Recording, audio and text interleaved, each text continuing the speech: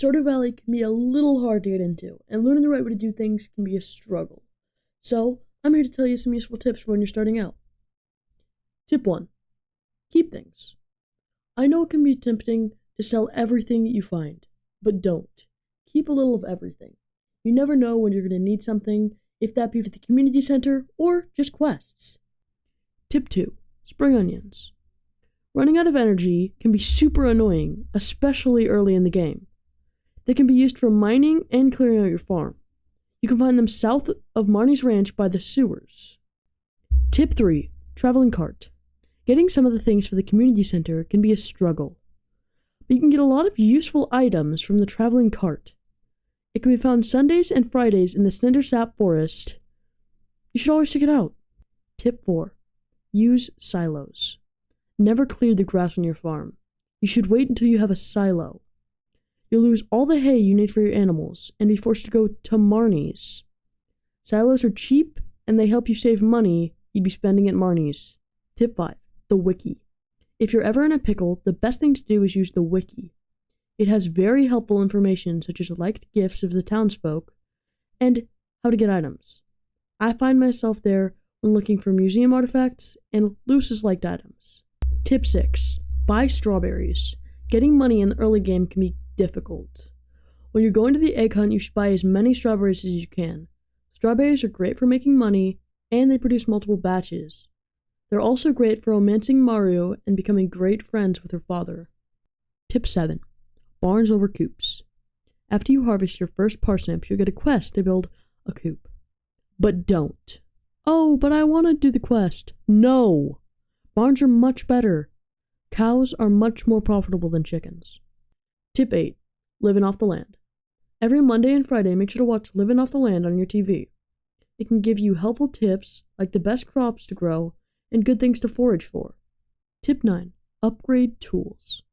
It can be very easy to forget that you need to upgrade your tools. You should upgrade your tools as soon as you can. It'll make things like mining and clearing out your farm much faster.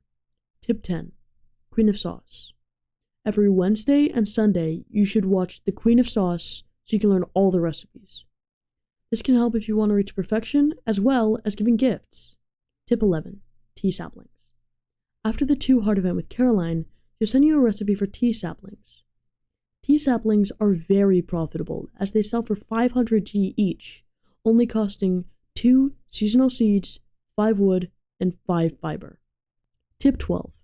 Salmon berries. On the 15th of spring, salmon berries will start appearing on the bushes around town. You can collect these and they'll be great for energy when doing anything like mining or fishing. Tip 13. Mixed seeds. When clearing the weeds on your farm, you have a chance to get mixed seeds. Mixed seeds grow any of the seasonal crops, and they're free. So make sure to clear all the weeds on your farm as soon as you can. Tip 14. Color code chests. Early in the game, you're going to fill up chests very quickly, and searching through them can be a struggle. If you color code your chests, it can make it much easier to find what you're looking for. Tip 15. Pathing the farm. After you've cleared a lot of your farm, you should place paths around. Paths on the farm increase speed by 0.1. That 0.1 speed could be the thing that stops you from passing out after a long mining trip. Tip 16. Upgrade your backpack. Your inventory can get full very fast in the beginning of the game. Upgrading your backpack can be very helpful when in the mines, and the first upgrade only costs 2000 G. Tip 17. Giving gifts. Giving gifts and befriending the townsfolk is very important. When you get to different levels of friendship with the villagers, they can send you recipes in the mail.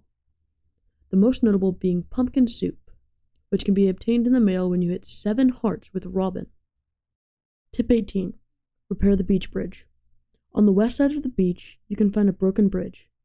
If you take 300 wood there, you can get access to the tide pools. You can get a lot of coral and urchins that can bring in good profit. Tip 19. Worms. Anytime you're out and about, you should make sure to look for worms in the ground. These spots can give lost books that provide secrets of the valley and artifacts for the museum. Tip 20. Birthdays. On the bulletin board in front of Pierre's, there's a calendar that has all the birthdays of the townsfolk. Giving the villagers liked, or even better, loved gifts on their birthdays can increase their friendship with you by up to 3 hearts. Tip 21. Help wanted quests. Every few days, you can notice that there's a mark on the bulletin board outside of Pierre's. If you click on it, you can get small quests from the townsfolk. If you complete these quests, you'll get money, as well as friendship with the villager it was requested by.